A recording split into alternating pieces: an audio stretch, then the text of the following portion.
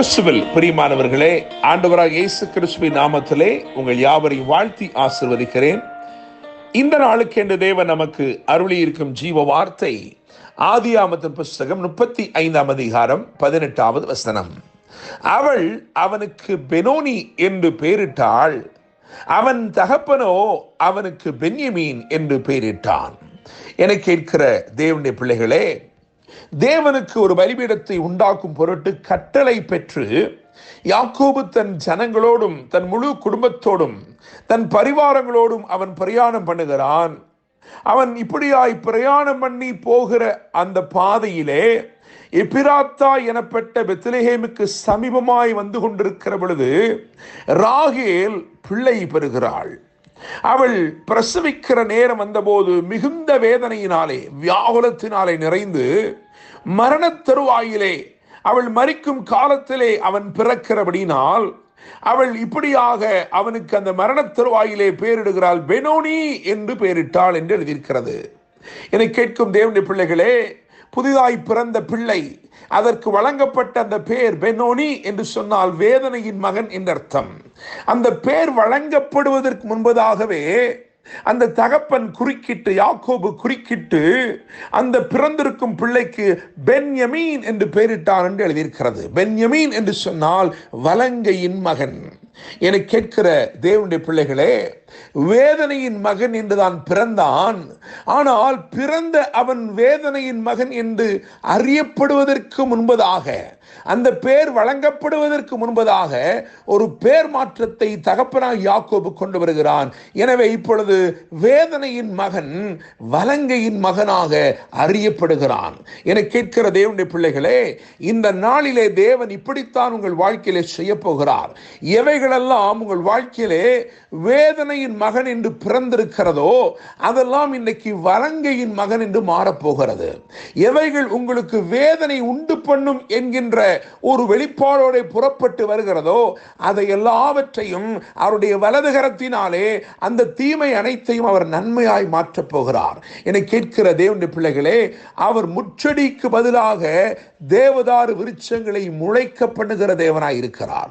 ஒருவேளை விதைக்கப்பட்டது தீமையாகத்தான் இருக்கலாம், வெளிப்பட போவதும் தீமையாகத்தான் இருக்கலாம். ஆனால் அவருடைய கரம் அதை நன்மையாக மாற்றக்கூடிய கரமாய் இருக்கிறது. நம்முடைய தேவன் உங்களுக்கு விரோதமான தீமைகளை நன்மையாக மாற்றக்கூடிய தேவனாய் இருக்கிறார். எவைகள் உங்களுக்கு பாதகமாய் எழும்பி வருகிறதோ அவைகளை இந்த நாளிலே உங்களுக்கு சாதகமாய் அவர் மாற்றும்படி விரும்புகிறார். என கேட்கிற தேவனுடைய பிள்ளைகளே, கர்த்தர் ஒரு கிரியை செய்தார். எனவே ஒரு தோற்றத்தில், அதாவது அழைக்கப்படுவதற்கு முன்பதாகவே, வழங்கப்படுவதற்கு முன்பதாகவே ஒரு மாற்றம் ஏற்பட்டபடியினாலே வேதனையின் மகன் என்று அறியப்பட இருந்தவனை வலங்கையின் மகன் என்று அறியப்படும்படி கர்த்தர் மாற்றினார். இன்றைக்கும் கர்த்தர் அப்படிப்பட்ட கிரியைகளை நிச்சயமாய் உங்கள் வாழ்க்கையிலே செய்கிறார் என்று நான் நம்புகிறேன். அதன் விளைவு எப்படி இருந்தது என்று சொன்னால், ஆதியாகமம் 49:27 படி பீறுகிற ஓனாய் என்று அறியப்பட இருந்தவனை உபாகமம் 33:12 படி பிரியமானவன் என்று அறியப்பட வைத்தார் ஆண்டவர். நான் நம்புகிறேன், விசுவாசிக்கிறேன்.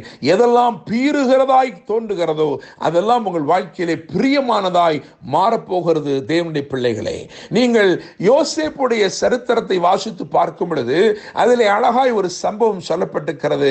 ஆதியாகமம் 43:34 கவனிக்கும் பொழுது, யோசேப்பு தனக்கு முன்பதாக தான் யாரென்றே அறிந்து கொள்ளாத தன் சகோதரர்களுக்கு பந்தி இருக்க கட்டளையிட்டு அவர்களை பந்தி பந்தியாய் வைத்து அவர்களுக்கு பங்குகளை அனுப்பின பொழுது அங்கேயும் இந்த பென்யமீனை விசேஷப்படுத்தும்படி 5 மடங்கு, அந்த பங்கு 5 மடங்கு இருந்தது என்று எழுதியிருக்கிறது. என கேட்கிற தேவனுடைய பிள்ளைகளே, வலங்கையின் புத்திரனாய் அவன் விளங்கினபடியினால் அவனுடைய வாழ்க்கை வெகுவாய் ஆசீர்வாதமாய் மாறினது. அவன் செல்லுகிற எல்லா இடத்திலும் மேன்மையானவைகளை பெற்றுக்கொண்டான், சிறப்பானவைகளை பெற்றுக்கொண்டான். இன்று கர்த்தர் உங்கள் வாழ்க்கையிலே கிரியை செய்ய போகிறபடினால் நிச்சயமாய் நீங்கள் மேன்மையானவைகளை, சிறப்பானவைகளை, மற்றவர்களை விட விசேஷமானவைகளை பெற்றுக்கொள்ளப் போகிறீர்கள். வயதின்படி வருஷை அமர்த்தப்பட்ட அமர்த்தப்பட்ட அவர்கள் யோசித்துப்பார்கள், மூத்தவன் முதல் இளையவன் வரைக்கும் வயதின்படி அமர்த்தப்பட்டார்கள். எனவே பென்யமீன் கடைசியில் தான் அமர்ந்திருப்பான். எல்லாருக்கும் பங்கு கொடுக்கப்பட்டது. பென்யமீனுக்கு வரும் பொழுதோ அது அதிகரித்துக் கொண்டு வந்த 5 மடங்காக பென்யமீனுக்கு முன்பதாக வந்து அமர்ந்தது. அப்படித்தான் கர்த்தர் இன்றைக்கு செய்ய போகிறார். என கேட்கும் தேவனுடைய பிள்ளைகளே, உபாகமத்து புஸ்தகம் 33:11 வாசிக்கும் பொழுது இந்த பென்யமீனை குறித்து 3 ஆசீர்வாதங்கள் அங்கே சொல்லப்பட்டிருக்கிறது. அதை மாத்திரம் நான் சொல்லும்படி விரும்புகிறேன். முதலாவது, அவன் தேவனுடைய பிரியத்தை பெற்றுக்கொண்டான். தேவனுடைய பிரியத்தை பெற்றுக்கொண்டான். பிரியமானவன் என்று அவர் அழைக்கும்படிக்கு அந்த பிரியம் அவனுக்கு கிடைத்தது. இரண்டாவதாக, பாதுகாப்பு கிடைத்தது. அவர் எந்நாளும் அவனை காப்பாற்றுவேன் என்று வாக்கு பண்ணுகிறார். எனவே பிரியம் கிடைத்தது, பாதுகாப்பு கிடைத்தது. மூன்றாவதாக, அவருடைய பிரசன்னம் கிடைத்தது. அவர் எந்நாளும் அவன் எல்லைகளுக்குள்ளே வாசமாய் இருப்பார் என்று எழுதியிருக்கிறது. என கேட்கிற தேவனுடைய பிள்ளைகளே, 3 ஆசீர்வாதங்கள், பென்யமீன் பெற்றுக்கொண்ட 3 ஆசீர்வாதங்கள். தேவனுடைய பிரியத்தை பெற்றுக்கொண்டான், தேவனுடைய பாதுகாப்பை பெற்றுக்கொண்டான், தேவனுடைய பிரசன்னத்தால் நிரப்பப்பட்டான். என்னை கேட்கும் தேவனுடைய பிள்ளைகளே, எவைகளெல்லாம் உங்கள் வாழ்க்கையிலே, எவைகளெல்லாம் இன்றைக்கு வேதனை உண்டாக்கும்படி வெளிப்படுகிறதோ அவைகளெல்லாம் தம்முடைய வலது கரத்தினாலே நன்மையாக மாற்றி உங்களை ஆசீர்வதித்து வாழ வைப்பாராக. என கேட்கும் தேவனுடைய பிள்ளைகளே, வசனத்தை கவனியுங்கள். ஆதியாகமம் 35:18, அவள் அவனுக்கு பெனோனி என்று பெயரிட்டாள், அவள் தகப்பனோ அவனுக்கு பென்யமீன் என்று பெயரிட்டான்.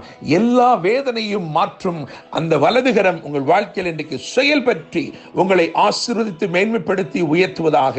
என்று அன்புடன் pastor Daniel Moses. God bless you.